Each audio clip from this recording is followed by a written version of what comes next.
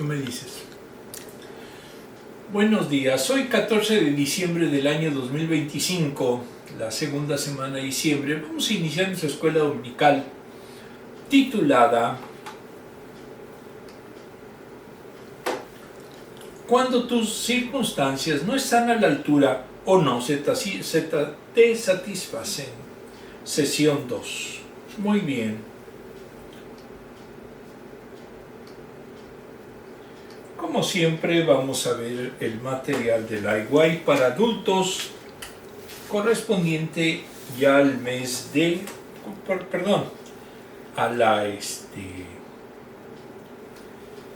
a invierno del 2025-26. Muy bien.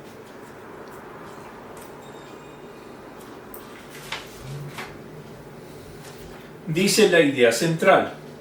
La gracia de Dios te sostiene para alcanzar cualquier situación. Aplicación para la vida. La gente de Waverly, Tennessee, sabía que iba a ser un sábado lluvioso. Pero ¿quién se iba a imaginar que caerían 17 pulgadas, 430 milímetros de lluvia en solo 24 horas? Una palabra, una inundación. Pronto todo se inundó. Scott Brown, pastor de la First Baptist Church Waverly, estaba preparando la fiesta de cumpleaños de su hija. Pero antes de que pudiera pensarlo, se encontró en medio de una inundación histórica que se llevó las vidas de 20 personas. Lo que iba a ser un día relajado de celebración de un cumpleaños terminó convirtiéndose en un caos de difíciles de llamadas telefónicas, provisión de alimentos, contención y refugios improvisados. La vida puede cambiar para siempre en segundos. Aunque no hayamos vivido una inundación repentina como la de Waverly, todos hemos vivido cambios bruscos en nuestras vidas. El apóstol Pablo vivió incontables cambios de este tipo, pero él entendía que la gracia de Dios puede sostenernos en nuestros días y nuestras noches más oscuras. Es una lección teológica muy importante la que vamos a ver. No es lógica, no se entiende. Si ustedes tratan de aplicar la lógica humana, las cuestiones teológicas, pues se van a encontrar que no es posible, no hay dimensión. En el post del lado izquierdo es la portada del estudio, pues se ve una inundación. Ya entendimos por qué era la inundación, porque precisamente ese pueblo pues fue inundado. El segundo es alguien en su momento que se encuentra viendo, parece una pintura o algo, y dice: las circunstancias no nos definen. Y esa es parte de lo que debemos de entender. En el siguiente post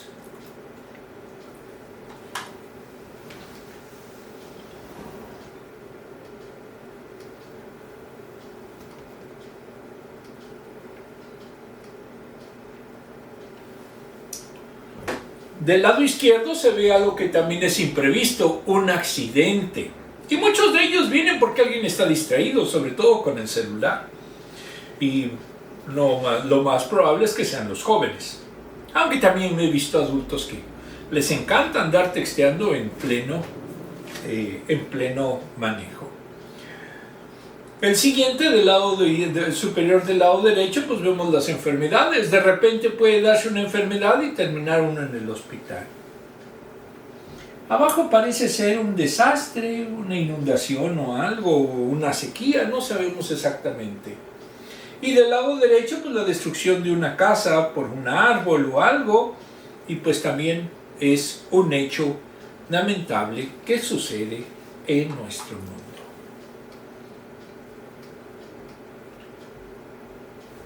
Muy bien, vamos a ver la verdad bíblica.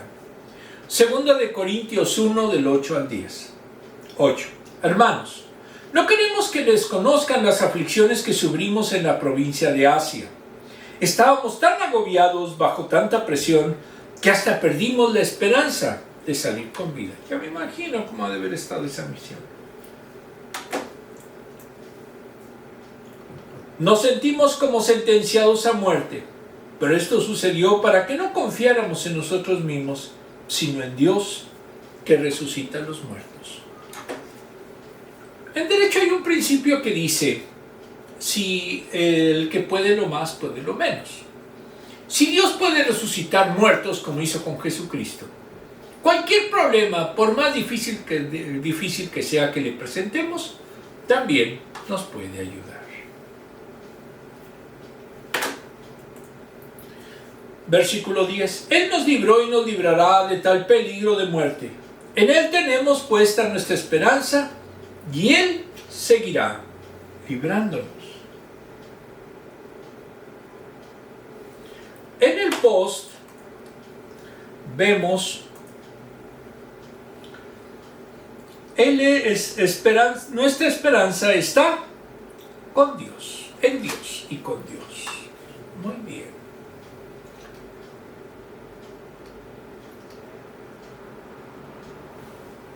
No, esta la dejamos aquí.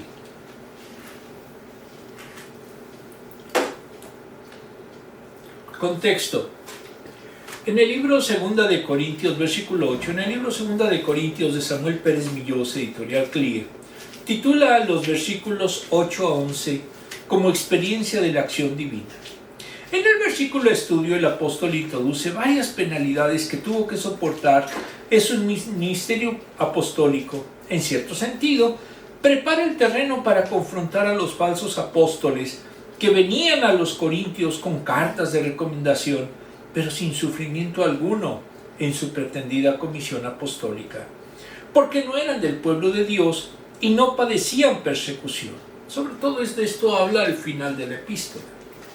Pablo y sus compañeros, sin cartas de recomendación escritas, se acreditaban por las tribulaciones que por el ministerio del Evangelio sufrían continuamente. Les pide que no olviden sus grandes conflictos que tuvo que soportar.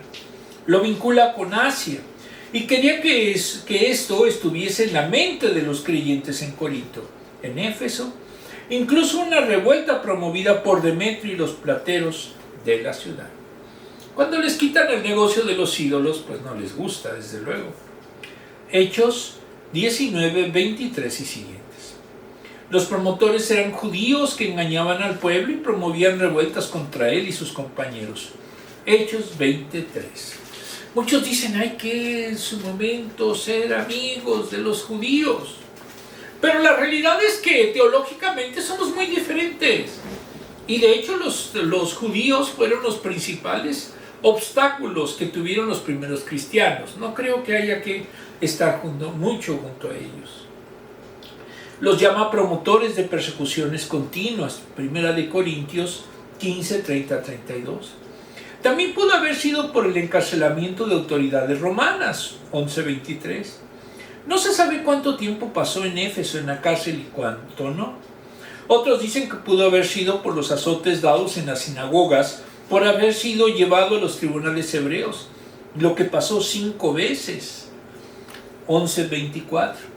Y cuyas consecuencias pudieron llevarlo al umbral de la muerte, pero no hay base bíblica para sustentarlo. Los azotes se daban con una especie de huesos o metales y literalmente desgarraban la piel. Entonces, era el azote, pero también las consecuencias físicas de los mismos. ¿Y dónde fueron hechos estos? En las sinagogas. Sí, los judíos los hicieron. Muy bien.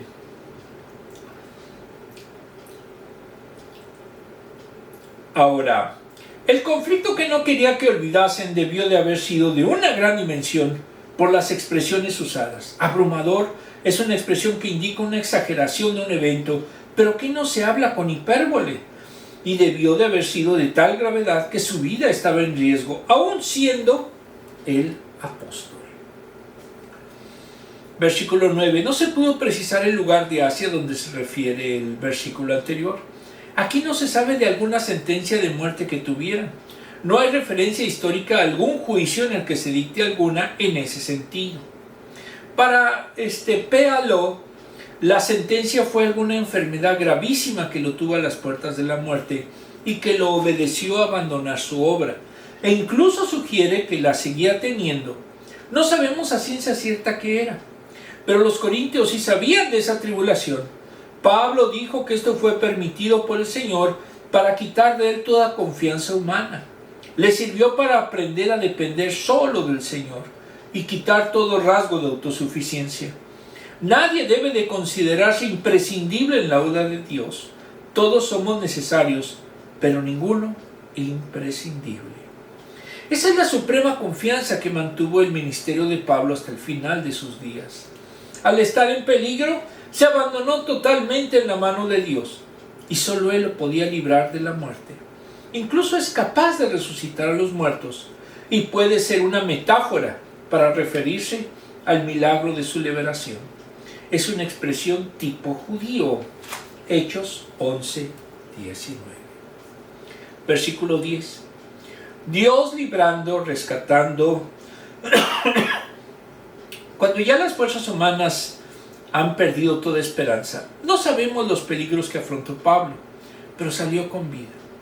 Y ese sufrimiento que afrontó, ninguno de sus enemigos lo había pasado. En los Salmos, Dios es el libertador, el que libra. Salmos 18:2, 75.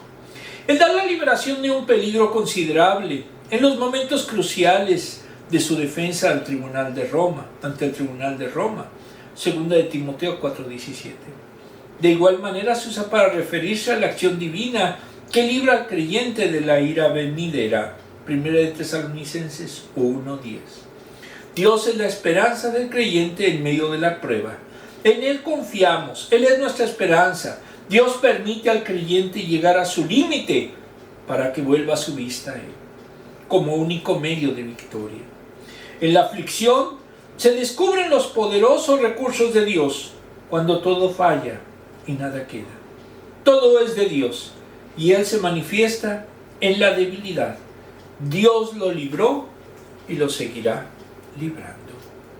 Eso es lo que tenemos que tener confianza. Desglose. Imagínate que recibes un correo electrónico de tu hijo que se ha mudado con su familia a un país en vías de desarrollo.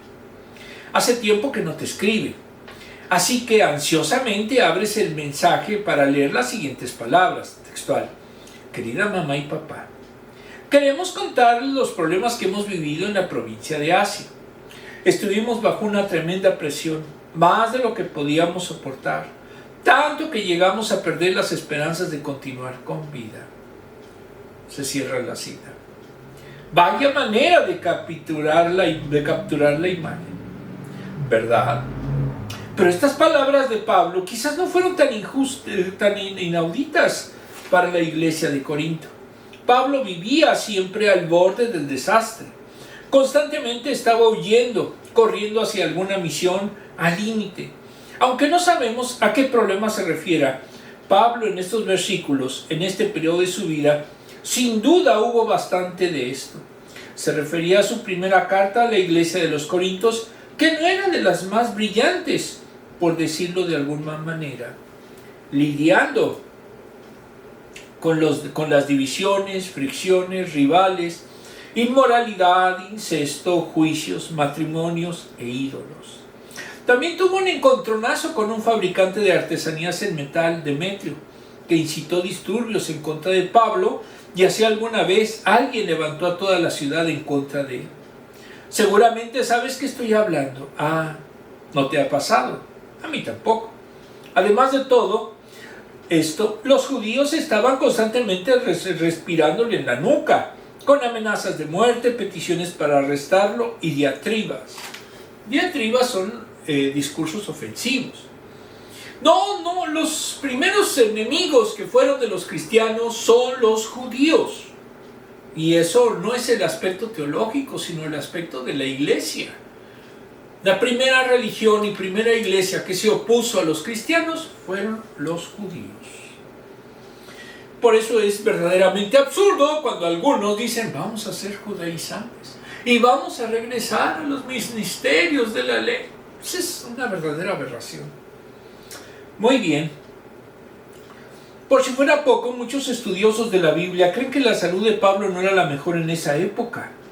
Las palabras abrumados sobremanera más allá de nuestras fuerzas, versículo 8, son las que en la época actual usaríamos para referirnos a un animal que es perseguido por un depredador. ¿No recuerda la película de la leyenda del indomable, en la que el protagonista escapa de prisión y corre a los tumbos en medio del campo? No le he visto esa película, si no les diría que está bueno, ¿no? Tratando de hacer perder el rastro de los sabuesos y los cazadores de recompensas. Que no se sueña, quizás no sea mucho más de lo que puedan identificarse con ese tipo de desesperación. Pero en un momento u otro, la mayoría de nosotros perdemos las esperanzas de continuar la vida. Un problema trágico puede hacer que aún el creyente más ferviente llegue a preguntarse si podrá soportar un solo golpe más o sobrevivir una nueva y devastadora sorpresa. La desesperación lleva a la soledad. Podemos estar en medio de una multitud y aún así sentirnos desesperadamente solos, como si nadie nos viera. El único pronombre más poderoso que esto es divino. Él, o sea Dios. Annie Johnson Flint conoció bien el poder de esas palabras. Quedó huérfana desde que era bebé. Vivía en un lugar donde rozaba la pobreza y pasó sus días cuidando a su madre adoptiva, que sufría ataques en su mediana edad. También ella enfermó y pasó la mayor parte de los años restantes incapacitada, postrada en cama, lidiando con la depresión y el dolor crónico. ¿Cómo podría Dios glorificarse en sus oraciones no respondidas, sus sufrimientos y su depresión? En respuesta a su fe, Dios le dio gracia. Y gracias a la vida de Annie, los creyentes hemos cantado su testimonio durante más de 10 años en el himno que escribió, Su gracia es mayor. Su vida se convierte en una fuente de aliento para quienes enfrentan la adversidad, el dolor y la anomalía física. Dios sigue siendo suficiente para todas las luchas de hoy y las encrucijadas de mañana. Él fue suficiente para Annie Johnson Flint y es suficiente para nosotros. Sería bueno buscar en su momento ese himno y entonarlo conociendo el contexto de su elaboración. Vamos a ver las preguntas.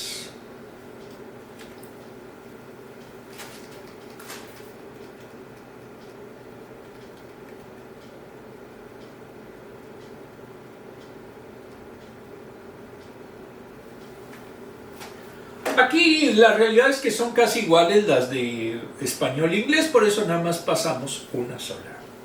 Relata el fenómeno climático más terrible que hayas visto o del que hayas sabido.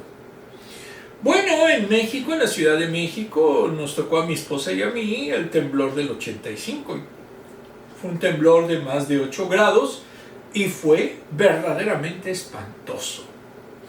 Y la realidad es que eso ha sido tremendo. Ahora, climático, pues yo podría decir que me tocó estar en el huracán Emily en 2005 y también fue verdaderamente espantoso. Nunca vayan a un lugar donde va a haber un huracán. Relata alguna ocasión en la que hallaste esperanza en medio del agobio y la desesperación. Pues estar ando aquí. Aquí hay muchas cosas para estar angustiado. Pero si ustedes tienen la fortuna de tener una familia y de ser felices en esa familia, entonces van a poder afrontar cualquier dificultad que se les presente. Si no lo tienen, sí van a estar desesperados. Vamos a continuar.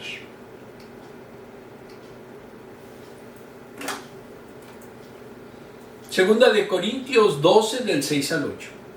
Sin embargo, no sería insensato si deciden jactarme, porque están diciendo la verdad, pero no lo hago, para que nadie suponga más de lo que aparento o de lo que digo.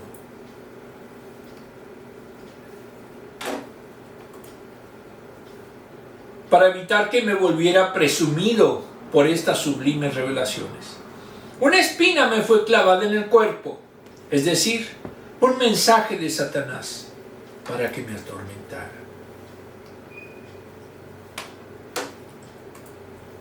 3 veces le rogué al Señor que me la quitara.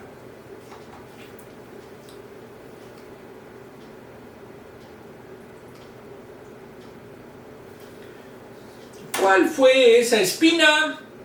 No sabemos. El post dice el aguijón o espina de Pablo. ¿Qué fue? No se sabe la realidad.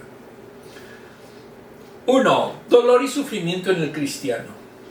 En el libro ¿Dónde está Dios en el sufrimiento?, de la doctora Annie Orr Ewing, editorial Clear, nos dice que sea cualquiera que fuere tu creencia, nos preguntamos ¿por qué estamos aquí?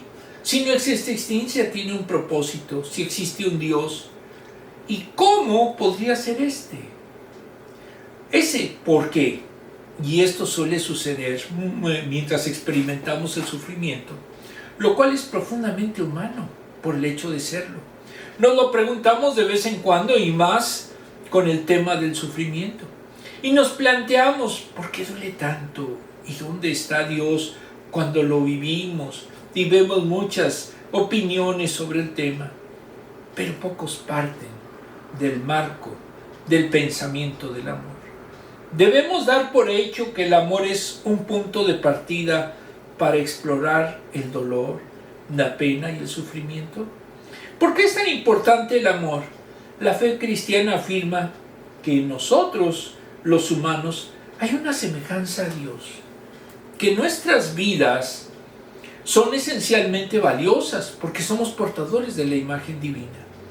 Tanto si creemos en Dios como si no. Seamos quienes seamos, somos criaturas con dignidad. Si esto es así, la parte esencial de ti, que hace que sea tú, tiene una fuente trascendente. Tu valor no es imaginario ni inventado, es real, y su fundamento es la imagen de Dios en ti. Entonces, si los seres humanos llevamos la imagen de Dios y tenemos ese valor y dignidad, ¿por qué estamos sometidos a tanta tristeza, dolor y sufrimiento? ¿Cómo puede ser que un Dios bueno así lo permita? ¿Acaso el dolor de este mundo no pone en duda no solo la bondad de Dios, sino su misma existencia? La Biblia en Génesis habla de que un Dios bueno creó un mundo bueno. A las personas que había creado les puso en un huerto, donde podían tomar decisiones, y los hizo con la capacidad de amar, decidir, y para que exista el amor, debe haber la libertad. Ahora, entonces, ¿por qué existe la cara oscura de la existencia humana? Allí vemos la injusticia, el egoísmo y el sufrimiento del mundo. ¿Por qué pasa esto? La Biblia explica el dolor, el mal, el sufrimiento en el contexto de personas que tienen capacidad de amar y por lo tanto de tomar decisiones. Encontramos en el Edén que 2 personas en donde incluso hablaban con Dios, pero se les prohibió comer el fruto de un árbol determinado. No sabemos qué fruto, no le pongan manzana, eso fue una transliteración literaria, pero no fue una manzana. Era su límite, pero le rebasaron. Comieron del fruto prohibido. Toda decisión moral no solo incide en nosotros, sino también en otros. Y en el entremado mismo del universo, entonces la maldad, la oscuridad y el sufrimiento entraron al mundo como resultado directo de nuestro ejercicio humano de elección moral. El sufrimiento es real, duele, y duele de verdad, porque somos más que nuestra bioquímica. No estamos aquí por casualidad. La vida es preciosa y tiene más importancia cuando nosotros u otros sufrimos.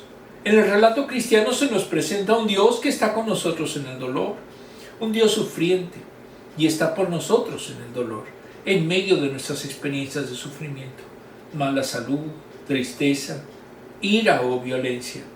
Nos preguntamos ¿dónde está Dios? ¿Cómo puede permitir que pasen estas cosas? Y nos planteamos si realmente hay un Dios que pueda llevar sobre sus hombros el pecado, el sufrimiento y el mal, abriendo un camino para que seamos perdonados y restaurados. Y si podría haber un Dios que pueda cumplir su promesa de enjugar las lágrimas de nuestros ojos si confiamos en Él. En otro aspecto, en el libro Caminando con Dios a través del dolor y el sufrimiento de Timothy Keller, editorial Poemaya Publicaciones, nos dice que Lutero destacó la llamada teología de la cruz, en contraste con la teología de la gloria, en la cual el mundo espera un Dios fuerte y cuyos seguidores sean exitosos y bendiciones, si realmente se esfuerzan y cumplen perfectamente su ley. Esa era la opinión de los amigos de Job, de los fariseos de los tiempos de Jesús, y según Lutero, de la mayoría de los líderes de la iglesia medieval. En su época era una teología de gloria, pero no de la Biblia. El sorprendente mensaje de la Biblia es más bien de la revelación más profunda del carácter de Dios. Está en la debilidad, el sufrimiento y la muerte en la cruz. Esto es exactamente opuesto a donde la humanidad esperaba encontrar a Dios. En las explicaciones de las 95 tesis, Lutero incluye la siguiente cita: alguien que trata de ver las cosas invisibles de Dios como si fueran claramente perceptibles en las cosas creadas, no merece ser llamado teólogo. Sin embargo, merece ser llamado teólogo aquel que comprende las cosas visibles y manifiestan que Dios revela a través del sufrimiento y la cruz. Terminó la cita. A través de la debilidad y el dolor que Dios nos salvó y nos mostró las profundidades infinitas de su gracia y su amor por nosotros. Manifestó su infinita sabiduría al lograr en un solo evento que se cumpliera el justo requisito de la ley y se asegurara el perdón de los infractores de esa ley. En un instante el amor y la justicia de Dios fueron plenamente satisfechos. Este Mesías vino a morir para poner fin a nuestra muerte misma. El pecado solo podía ser expiado a través de la debilidad y el sufrimiento. Era la única manera de acabar con el mal, sin acabar con nosotros. Jesús puede compadecerse de nuestras debilidades. En Cristo el pecador encontró a un Salvador que experimentó la mayor separación posible de Dios y la venció. Entonces, si nuestras vidas están llenas de oscuridad y dolor, pero Dios mismo en Cristo se negó a evitarlo, aunque los propósitos de Dios están muchas veces ocultos para nosotros, como lo estuvieron para Job y para los que observaban al pie de la cruz, los que tenemos la enseñanza de la Biblia y entendemos su mensaje, sabemos que para ganar la vida tenemos que perderla. El camino hacia el poder, la libertad y la alegría es a través del sufrimiento, la pérdida y la tristeza. No es porque estas cosas malas produzcan cosas buenas de forma automática. El sufrimiento produce crecimiento en nosotros. Solo cuando entendemos el sufrimiento de Cristo y su obra a nuestro favor, Lutero enseñó, cita, los cristianos no pueden sufrir con Cristo, es decir, no pueden imitar su paciencia ni su amor estando bajo presión, antes de haber abrazado todos los beneficios del sufrimiento de Cristo a su favor y en su lugar. El sufrimiento nos aflige si no estamos seguros del amor divino por nosotros. Necesitamos la paz de Cristo para poder ser pacientes. No podemos ni empezar a sufrir como Cristo si no hemos descansado en la suficiencia de sus sufrimientos por nosotros. Si sabemos que nos ama incondicionalmente, a pesar de nuestros defectos, entonces sabemos que está con nosotros y que está obrando en nuestras vidas durante estos tiempos de dolor y tristeza. Y podemos estar seguros de que no solo está cerca de nosotros, sino que mora en nosotros y que, como somos miembros de su cuerpo, Él percibe nuestros sufrimientos como si fueran suyos. Hechos 9:4, Colosenses 1:24. Y es importante entender esto, porque la realidad es que el cristiano El sufrimiento, cualquiera que sea, que tenemos en este momento, es pasajero. Si tenemos la firme convicción de que estamos con Cristo, que tenemos la mente de Cristo, porque entonces sabremos que Cristo está con nosotros. Y si resucitó Jesucristo, nosotros resucitaremos con Él. Esa es nuestra esperanza escatológica y por eso podemos superar el dolor. Si no lo entendemos de esta forma, el dolor va a ser muchas veces insoportable. Versículo 6 del libro que hemos comentado. Si quisiera seguir jactándose en sus acciones y experiencias, podía seguir haciéndolo, pues todo cuanto decía era verdad. Todo lo que decía era cierto. Incluso podía aumentar la relación de los hechos que vivió. Y esto no sería jactancioso porque dice la verdad. Pero prefería dejar de relatar lo que podía enaltecerle delante de otros, que sirviera a otros para engrandecerle más allá de lo que era conveniente. Él no quería convertirse en un hombre que acapara la atención y que lo consideren superior a todos. No quería convertirse en un hombre legendario, de manera que juzgarlo por los hechos, prefería que lo hiciesen por lo que vio y oyó, es decir, por sus visiones y revelaciones, que nadie podría considerarlas como asuntos conseguidos personalmente. ¿Por qué? Porque fueron mensajes de Dios. Versículo 7. Las revelaciones y visiones que el apóstol tuvo pudieron hacer que se exaltase más allá de lo debido, porque esas revelaciones lo hubieran podido llevar al orgullo que combatía. Kistmarker decía, cita, que el orgullo se filtra sutilmente en el alma humana y lo termina gobernando de una manera tal que la persona no se entera de su presencia. Ese mensajero de Satanás que lo atormenta fue una concesión divina, y poniéndolo una experiencia completa en su propia carne.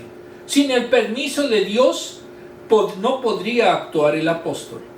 Le fue dado un aguijón, una espina que produce daño y dolor en el momento de ser aplicado, y estaba en su carne. Este término tiene dos acepciones en su carne, fin de la cita. Este término tiene dos acepciones en Pablo. Uno, debilidad propia del cuerpo humano, debilidades físicas, envejecimiento, enfermedad y en general el deterioro propio de la naturaleza del hombre, Gálatas 2:20. Algunos dicen que tenía problemas de oído, que tenía problemas, no sabemos cuál era en sí sus deficiencias físicas. 2, naturaleza caída, que produce obras contrarias y en oposición al espíritu.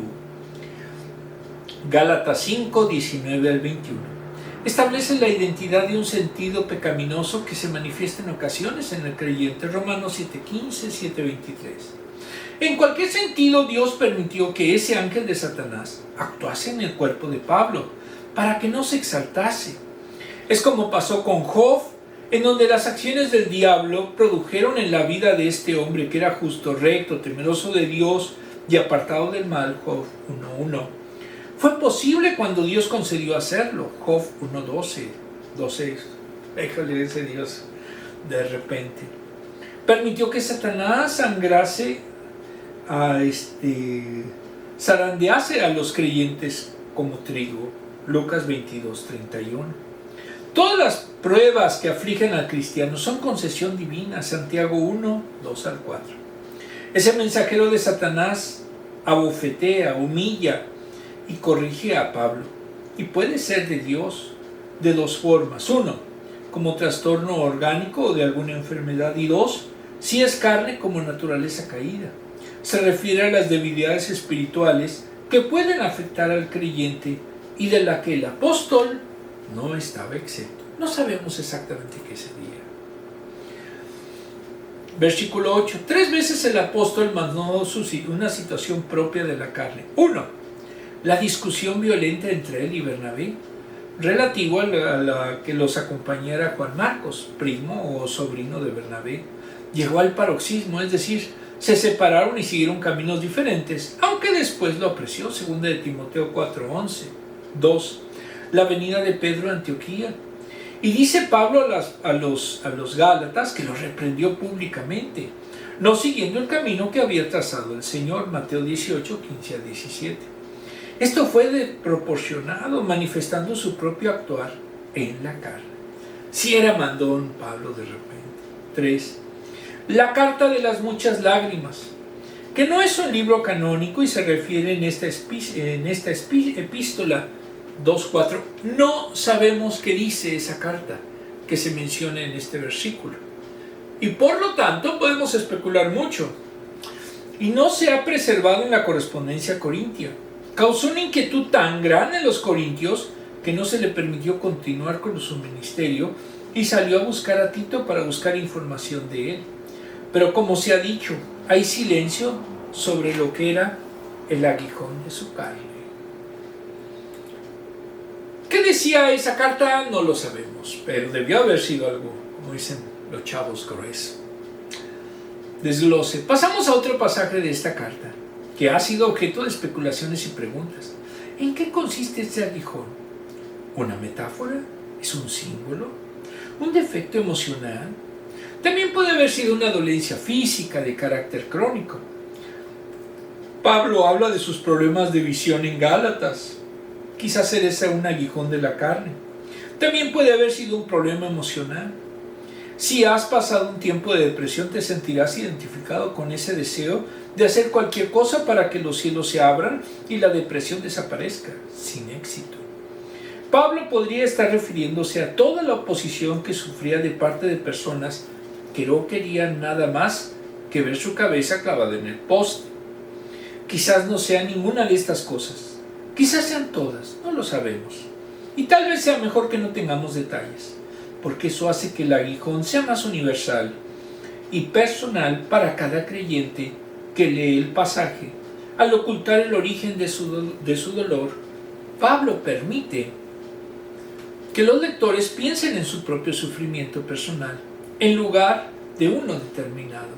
¿Qué hacemos cuando eso que detestamos se niega a ser extraído, sanado o a desaparecer? ¿Qué sucede cuando le suplicamos a Dios que quite eso que nos roba el gozo, que nos desvela por las noches, que arruina nuestro futuro? ¿Qué sucede cuando lo nombramos, lo reconocemos y aún así permanece ahí, como un olor desagradable? Son preguntas que todos nos hacemos, problemas que no dejan de aparecer con regularidad incesante. Y aquí es donde también uno en lo personal, por ejemplo, yo tengo baja visión, lo he dicho siempre, no me permite eso manejar. Y es difícil porque pues aquí en Estados Unidos, no créanme que es muy difícil andar de peatón. Afortunadamente pues ya hay Lyft, Uber y esas aplicaciones que permiten moverse un poquito más económicamente. Pero yo le diría a Dios, ay Dios, ¿por qué me hiciste así? Pero también le diría a Dios, gracias por todo lo demás que me diste. Muy bien. Son preguntas que todos nos hacemos, problemas que no dejan de aparecer con regularidad incesante. A veces estos cuestionamientos metafóricos no desaparecen porque Dios quiere usarlos para llamar nuestra atención. Pablo oró, el problema volvió a atacar. Oró otra vez y volvió a atacar. Oró por tercera vez y, sí, ya lo saben, volvió a atacar. Era un dolor persistente que no puedes quitarte de encima. Cuando algo en la vida no huele bien, cuando parece que hay algo raro, Dios quiere que busquemos hasta encontrar el origen del hedor. Hedor es mal olor. A veces cuando lo hago, Él revela el desastre que hay en mi alma y me muestra que el problema soy yo. Entonces usa mi incomodidad para impulsarme a depender más de Él. El aguijón en la vida de Pablo era un diario recordatorio de que la gracia de Dios es suficiente. Su gracia es lo único que necesitamos. Muy bien, vamos a ver la siguiente pregunta.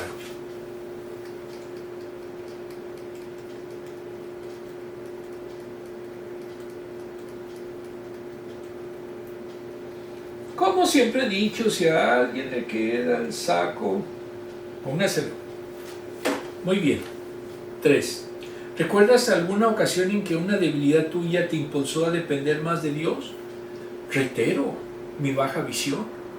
Gracias a Dios, y puedo decirlo, a Workforce de aquí de Texas, pues me han permitido tener ya más posibilidades. Inclusive me han hecho análisis en la visión y me han proporcionado aparatos para poder tener una mejor vida. Y eso gracias a Dios, porque a fin de cuentas Dios abrió esas puertas. Y sí es una buena institución, me consta.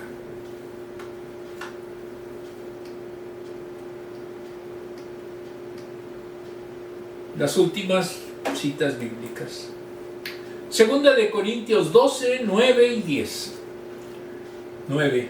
Pero Él me dijo: te basta con mi gracia, pues mi poder se perfecciona en la debilidad.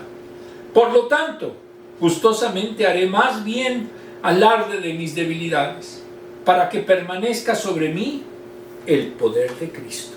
Y esto es totalmente contradictorio. Lógicamente, ¿cómo de la debilidad va a poder aparecer el poder de Cristo? Lógicamente no lo vamos a entender, entiéndanlo. Por eso me regocijo en debilidades, insultos, privaciones, persecuciones y dificultades que sufro por Cristo. Porque cuando soy débil, entonces soy fuerte.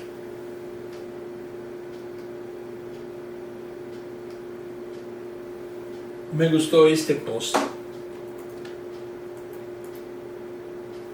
Porque cuando soy débil, entonces soy fuerte. Pero reitero, teológicamente es muy difícil entenderlo. Versículo 9. Dios no retiró el problema que afectó al apóstol para que descanse solo en la gracia divina. La gracia era el sostén y descanso de Pablo, primera de Corintios 15:10. Las pruebas son dadas para probar al creyente en relación con la fe. De otro modo, permite al cristiano saber en dónde está su confianza y descanso. Si había fracasos espirituales, allí estaba la gracia para darle perdón y aliento. Primera de Juan 1:9. Dios desea atención a su gracia, porque esto conduce a darle a Él toda la gloria. Filipenses 4:13. Dios no pone pruebas que no podamos superar. Primera de Corintios 10:13. Cristo es poder en sí mismo. Esta es la fuerza, el poder que ofrece a su apóstol. La fuerza no es propia de la carne, sino del Espíritu. No es de los hombres, sino de Dios. Tal poder se perfecciona o se realiza no en sí misma, sino en la realización o energía activa. Dios usa los medios débiles del hombre, como en el caso de Pablo, para manifestar perfecta su fuerza, que hace posible que un instrumento inútil en sí mismo sea capaz en manos de su gracia. Por esa razón el apóstol se jacta de sus debilidades, porque cuando es débil, entonces se manifiesta fuerte, porque su fuerza inútil es dejada a un lado para manifestar en él la poderosa fuerza de Cristo. Esa es la única vía para que venga sobre él, sobre el cristiano, el poder de Cristo. Dios no usa nuestras fuerzas para hacer su obra, sino que multiplica con las suyas, las que aquel que no tiene ninguna. Isaías 46:29. De ahí que el apóstol se gloríe en su debilidad, porque es en ella donde se manifiesta la fuerza gloriosa de Dios. Es de notar que no se gloría en el sufrimiento, ni en las tribulaciones, sino en el poder de Cristo, que le ayuda a superar todo ello. Dios usa a quien viene a Él sin fuerza personal alguna, para recibir la provisión de la gracia que le permite hacer, por medio del poder de Dios, la obra de Dios. La fuerza de Dios en Cristo lo inviste de poder. Versículo 10. Cierra el párrafo con una afirmación personal. No se gloría de asuntos que humanamente hablando podían exaltarle, como enfermedades, afrentas, maltratos, insultos, que recibía diariamente en su ministerio, tanto de los mundanos como a veces de los mismos creyentes o judaizantes en las iglesias. Persecuciones, opresiones, Todos estos conflictos ocurrían por Cristo o por amor a Cristo, por causa de servirle y obedecerle en el apostolado al que había sido llamado. Cuando el creyente es débil, la gracia de Dios se manifiesta operando en él. El poder de Cristo se manifiesta tanto en los creyentes como en los medios que usa para llevar a cabo su obra. Como dice Hugh, cita, estos son, en todos los casos y por sí mismos, totalmente inadecuados y desproporcionados a los resultados que se persiguen. Fin de la cita. Por esa causa, la gloria de todo tipo en el servicio es para Dios. Ese tesoro está en vasos de barro para que la excelencia del poder sea de Dios. La potencia divina es contraria y opuesta a la humana. Por eso, el mensaje de Cristo es locura para los que se pierden. Primera de Corintios 1:18.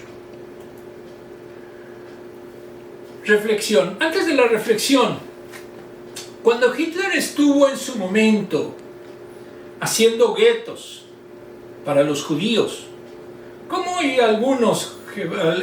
el gobierno actual de aquí de Estados Unidos está haciendo guetos para los indocumentados, no tomó en cuenta lo que era el amor de Cristo. Y en aquel tiempo hubo varios, sobre todo uno, pastor evangélico, que se puso delante de Hitler. Y fue valiente, porque denunció que eso no era en su momento el plan divino, ni era parte de lo que eran las creencias que tenían los luteranos de Alemania. Ese pastor fue encarcelado y murió prácticamente siendo un mártir.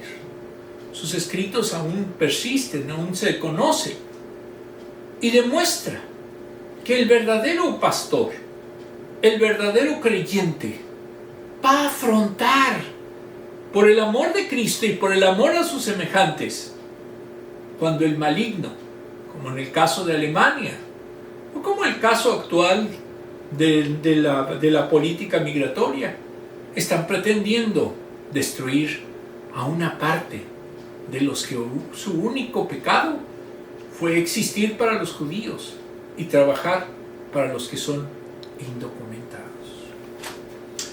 Reflexión del libro Teología Pop de Lucas Magnin, editorial Clear. Tomamos el estudio Cristianos reunidos, una promesa olvidada en el tiempo, de Joseba Prieto, parte 4. Por entonces, al crecer extraordinariamente el número de los discípulos, surgió un conflicto entre los de procedencia griega y los de origen hebreo. Hechos 6:1. En esos albores no había un movimiento monolítico y uniforme. La diversidad cultural de los cristianos, reflejada en el texto bíblico, se traduce en una auténtica pluralidad teológica y vivencial que da lugar a inevitables conflictos. Como fruto de estos desencuentros, se desarrolla la Asamblea de Jerusalén, Hechos 15, con el propósito de alcanzar un pacto de convivencia, un acuerdo de mínimos que permitiera y hiciera posible la unidad en medio de la diversidad. Había diversas sensibilidades teológicas. De hecho, se habla de 3 más grandes movimientos durante la primera generación. 1. El judeocristianismo estricto de Jerusalén, liderado por Santiago, de corte tradicionalista. 2. El judeocristianismo moderado de Antioquía, liderado por Bernabé y Pedro, con una mayor apertura inclusiva. Y 3. El cristianismo paulino de Corinto y Éfeso, liderado por Pablo, con un énfasis radical en la libertad cristiana. Con el paso del tiempo, esta rivalidad no hizo más que aumentar en la segunda generación cristiana, el cual resulta aún más complejo, incluyendo a varios movimientos dentro de cada tradición. ¿Cómo pudo mantenerse viva la unidad en medio de tantas diferencias? Sin duda, el ejemplo de aquellas antiguas comunidades resulta inspirador. En el siglo II, el cristianismo entró en grandes crisis internas, tensiones que estuvieron a punto de fracturar el corazón de la fe. En un contexto como ese, las iglesias tenían muchos motivos para caer presas de la polarización. Abraza el monólogo y no querer saber nada del resto. Sin embargo, contra todo pronóstico, el cristianismo fue capaz de romper una lanza en favor de la unidad, la convivencia y la búsqueda de consensos. Como fruto de ese bello diálogo comenzó a consolidarse el canon del Nuevo Testamento. Hasta este momento no existía ningún consenso sobre cuáles eran los textos y tradiciones comunes de la fe cristiana. Cada movimiento daba valor a unos textos u otros, en función de sus propias preferencias teológicas y culturales. En respuesta, con el canon del Nuevo Testamento, se reunieron escritos de las cuatro tradiciones teológicas del cristianismo antiguo, como expresión de esa riqueza que nace en medio de la diversidad. Al comienzo del Nuevo Testamento se colocaron los 4 evangelios, cada uno desde diferentes coordenadas teológicas. Después las 13 cartas paulianas, junto a las cartas universales y juánicas, ejerciendo así un mutuo contrapeso entre cada tradición. Con el desarrollo del Nuevo Testamento, el cristianismo antiguo abogó por la proliferación, cada vez situada en un justo equilibrio. Conforma una bella armonía, el canon reconoce y legitima la pluralidad teológica y al mismo tiempo dota a la fe de un marco común de sentido. Y curiosamente, en el Nuevo Testamento solo faltan los escritos de los movimientos más extremistas, grupos que optaron por la polarización y el aislamiento hermético. Al final del día, aquellos que no estuvieron dispuestos a aceptar consensos acabaron convirtiéndose en movimientos marginales hasta desaparecer. Un dato que conviene no olvidar: en definitiva, el ejemplo del Nuevo Testamento representa un bello ejercicio de cohesión, aceptación y unidad en la pluralidad. En palabras del biblista John Treble, cita: la historia del canon neotestamentario es la historia de un proceso que parte de la diversidad y cristaliza en la unidad. Fin de la cita. No es creíble que el proceso de formación de la Biblia contenga un testimonio tan maravilloso de diversidad reconciliada. El testimonio del cristianismo antiguo nos muestra que la unidad cristiana nunca fue uniformidad. La pluralidad es un signo de madurez espiritual. No somos un movimiento homogéneo. Percibimos el mundo desde prismas diferentes, pero nos sabemos unidos por un mismo espíritu y una misma fe. La cuestión no está en ver al mundo de la misma manera, sino en saber tender puentes en medio de nuestros desacuerdos.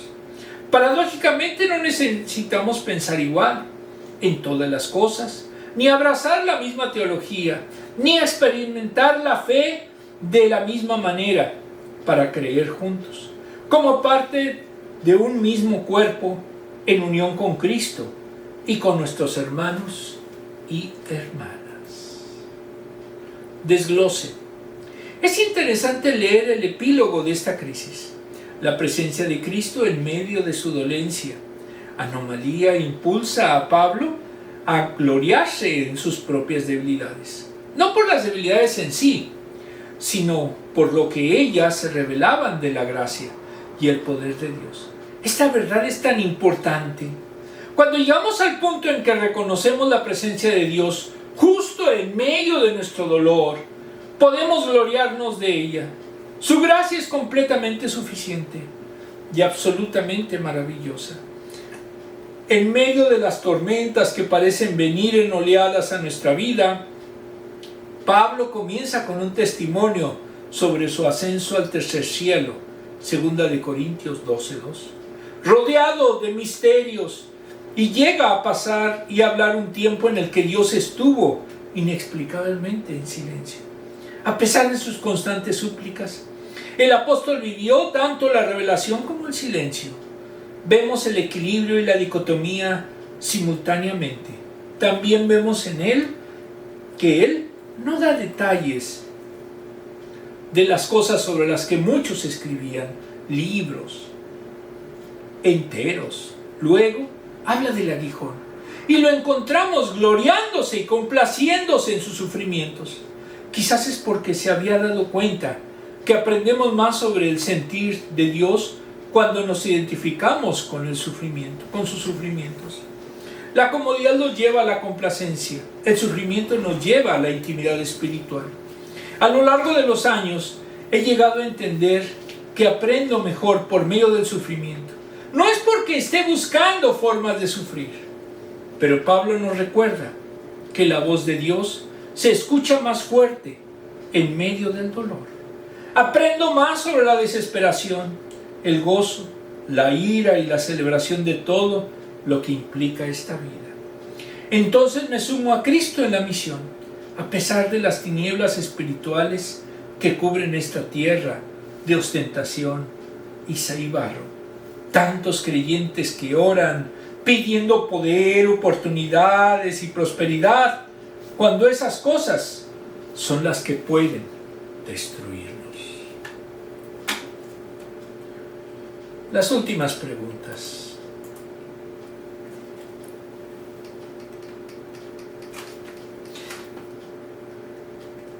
Es muy difícil decirle a alguien que no deje de sufrir, que no va a sentir nada, porque es fantasía, así se siente.